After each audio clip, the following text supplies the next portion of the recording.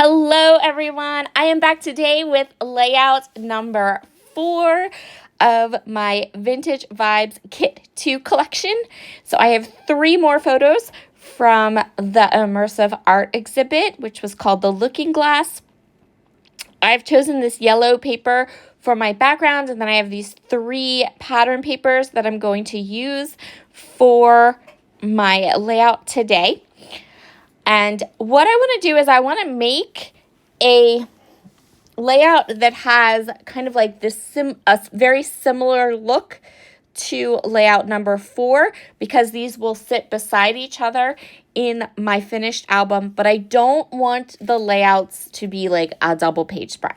I don't want them to kind of run into each other. So I just want them to look similar, which makes a kit like this perfect, because since I have curated this kit, I know that the colors all match.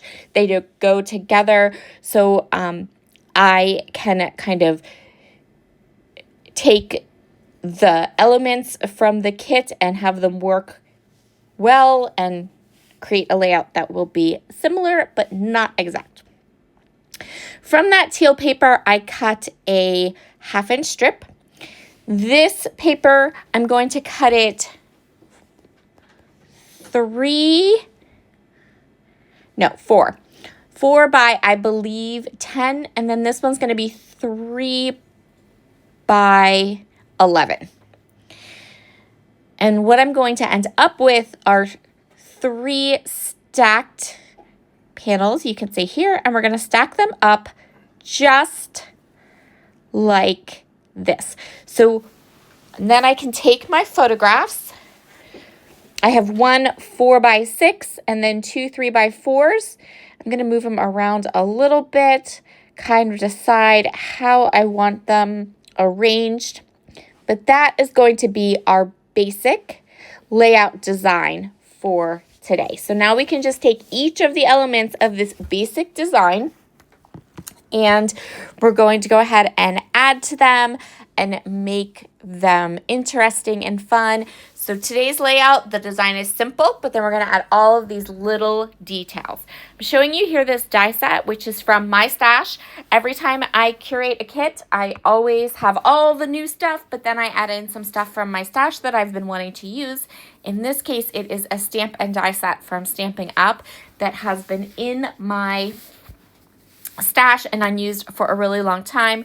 So I went ahead and die cut 2 elements from that die set. I'm going to use it on my layout today. I am going to use these stitching rub-ons from 49th and Market. And what I want to do is I want to add stitching details to each of those layers of my that panel, that border that doesn't quite go from top to bottom, but those layered pieces.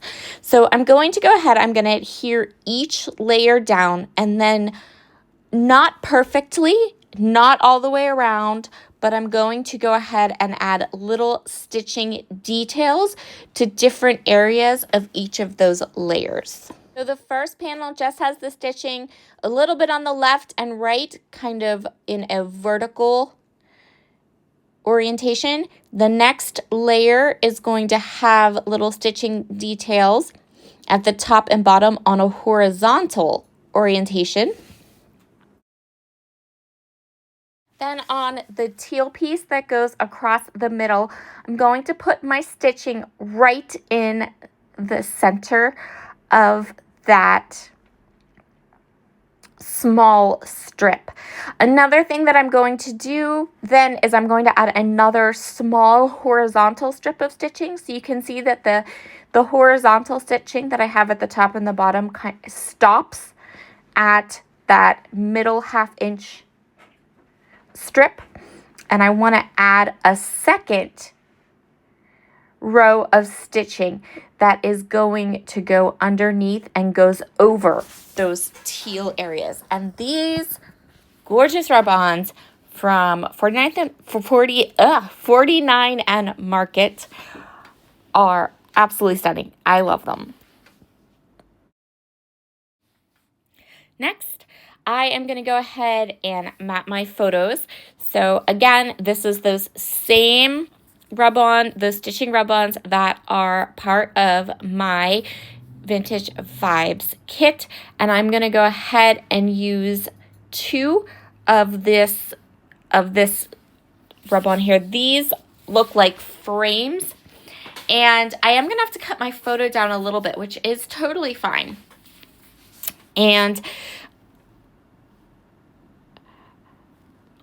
But these frames, so if you were one of my subscribers, followers that went ahead and bought some of these kits, just know that the frames in this rub-on pack are not sized to like equally mat a 4x6 photo or 3x4 photo. They're kind of like a wonky rectangle. So I had to trim my photograph down on the left and right to make it a little bit narrower. And then in doing that, I actually ended up with like some extra pattern paper on the top and bottom. So it worked out really well. And I do love, love, love the finished layout. But in my head, it seems to me like maybe these rub-ons should be sized a little bit larger than a 4x6, like actually sized for a 4x6 photo. It was kind of strange to me that it wasn't done like that, but oh well, who am I? The middle photo, which is this one right here, I'm going to mat it on to that die cut piece.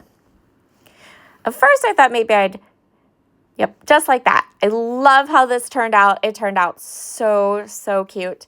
So I have the photograph. I'm going to put the photograph just on that little scrap of pattern. And then I'm going to go ahead and put it right on the little die cut piece. And it gives it this lovely kind of almost lacy edge. So then we can go ahead and put those 2 together. And then I'm going to grab the third right there. And that one's going to get another same color, the same teal color, but with one of the smaller stitched frames. So this is just our basic page design. I decided I have done all the journaling on the companion page for this layout, so I don't need to add journaling on this side. And you'll see the way that I set up that first page if you watched layout number 3. You'll know that the way I set out that page, the journaling's kind of all the way over on the right. So it kind of, when you put the 2 pages together, which I'll show you in a second, you'll seamlessly see how it goes through. So I'm showing you some stamps from my stash. These stamps are from Scrappy Boy Stamps. And their stamps are so fun. If you've never heard of them before, I'll link their website down below. They have like pop culture stamps, and their stamps are so cute. So I have these 2 stamps that are both Alice in Wonderland themed, and I thought, how cute would it be to add something, you know, kind of Alice in Wonderland centric to this page. And so with that white tag that came in that die set, I cut it out of white so it will match and go with the frame that's around my photo. And then I can stamp a little sub-sentiment on it. It says, "Most everyone is mad here." It fits perfectly on that little label and die cut, and I stamped it using Daydream ink from Catherine Pooler.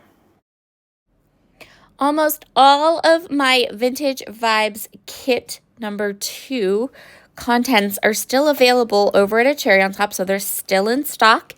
If you want to go ahead and grab a kit, you can always work along with this kit at any time, because I do have a playlist in on my channel that has all of the kit videos all together, so you're still able to grab a kit from A Cherry on Top. The only thing that's not available is the Gilded Aqua Pigment, because Brutus, that was kind of like an add-on, and usually my add-ons come from Brutus Monroe. They are reformulating all of their aqua pigments and repackaging them, so they're not available at the store right now. But when they come back, I will absolutely let you know. But all of the papers and embellishments for this kit, most of them, I think maybe one paper sold out. Most of them are still available at a cherry on top. So you can still grab most of the elements of this kit. And I will leave that link in the description box too. So I'm going through all of the ephemera. This kit number 2 is full, chock full of die cuts and ephemera and bits and pieces. And I love that. So I'm just choosing which elements I want to use on my layout today. And I really love the cupcakes, and I really love the teacups and the teapots. So once I have made all the die cut decisions, now it's just a matter of getting them all into place on the layout in all the different areas. And then I'm also going to add my title. My title is going to be Daydreaming. So I know it's a little hard to see possibly on the camera or on the video, but I think if you see the close-ups, or if you check out the layout video or the layout pictures on my Instagram, you'll be able to see all the different pictures pretty much. There is that last picture that's a 4x6. I'm actually in that picture swinging on this swing out in the middle of the immersive art exhibit, and I thought that Daydreaming was a perfect title. I am going to have to fidget and move these letters all around to get them in exactly the way I want, and I'm running out of vowels on this thicker set, which is okay. There is also a lot of alphabet options in this kit, so totally fine. And I only have 2 more layouts to do with this kit. Which is awesome because I am kind of sort of almost out of paper. So the last little detail I'm going to add are these gorgeous swirly clear stickers. I would like to know where these clear stickers have been my entire life. I'm so glad I put them in this kit, and I'm so glad that I use them because they are amazing, okay? They're like these adorable little black flourishes. They're nice and sticky. They are clear, but because of what they are, that's totally cool that they're clear. And they're only $1. So each package of these clear stickers are $1, $1.09 or $1.10, or you can't even get a sheet of paper for that right now. So seriously, these are fabulous. I am super duper, like every time I curate one of these kits, I find something that I'm like, oh, why did I not know this existed before? These little swirly stickers, amazing. They're kind of like the little birdie flowers from kit number 1. They're so cute. And now I'm going to show you both of those pages side by side and how they really coordinate with each other. So cute, right? I love it. All right, everyone, that is going to finish up Vintage Vibes kit number 2, layout number 4. Yay! We are almost done with this kit. And then I already have kit number 3 all together. I just have to buy my kit. And yeah, we're going. All right, everyone, have a wonderful day. Bye.